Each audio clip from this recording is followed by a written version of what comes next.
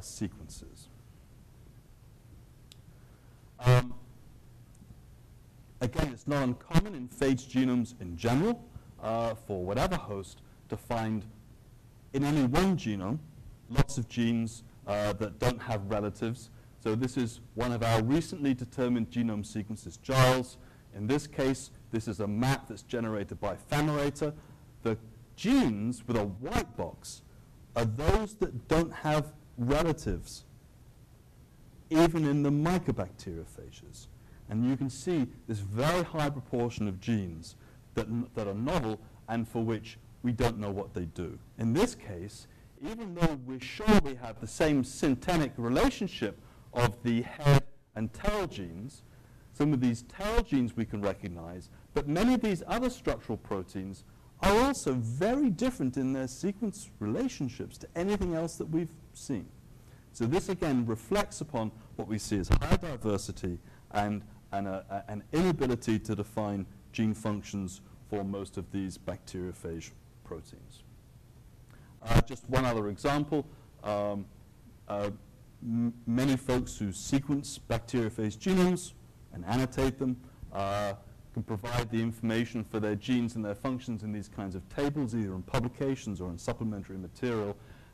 And I show this just to point out in this relatively recently sequenced phage called Tweety, that where you try to assign function here from the genome sequences and genome comparisons, that maybe 25% of the genes you can identify a function. The rest, their functions simply are not known. It's not known whether they're needed for the phage to grow, and it's not known what they do. And this is a common problem of unknown gene functions for most of the bacteriophage genomes whose sequences are appearing. That notwithstanding, it's clear that as people sequence more and more phage genomes, that there are some surprises to be had. And again, this is true for many phages of many different hosts. And so I'll just show you one, which is one of my favorites, which is in this one particular phage called BXZ1. There's a gene 220, and the protein that it encodes is very clearly a homolog. It's about 30 to 35% amino acid sequence identity from end to end to the human 60 kilodalton Rho antigen, which is the major antigenic target in lupus patients. And so why that is encoded in a bacteriophage, and what other bacteriophages encode it, and what role bacteriophage infections may have in autoimmune diseases like lupus becomes an interesting question, I think. And just one question of the like that would arise from finding genes that haven't been seen in phage genomes before, and certainly raises interesting questions as to what they're doing. I argued that the process of illegitimate recombination between a phage genome and any other piece of DNA, is likely playing an important role. If that's true, then one might suppose that most of the recombination events would actually happen with the host chromosome. It's bigger. There's more DNA. And if that's true, I think you'd predict that you would find that bacteriophages pick up and carry around genes that would otherwise be described as bacterial genes. And that's true. Again, this is true for mycobacteriophages, but for other phage genomes, if you look in the phage genomes, you find things like, like FTSK, FTSH, FOLE, all sorts of other genes which you'd think of as bacterial genes. Now, if you find them in a phage genome, I guess that makes them a phage gene. And perhaps this classification as to what's a bacterial gene and what's a phage gene is a much fuzzier distinction than we might have imagined. Perhaps it makes more sense to think of genes as to who they belong to as being a continuum. Genes that are more prevalent in bacteria, or genes that are more prevalent in bacteriophages, but clearly not an either or, black or white distinction between them.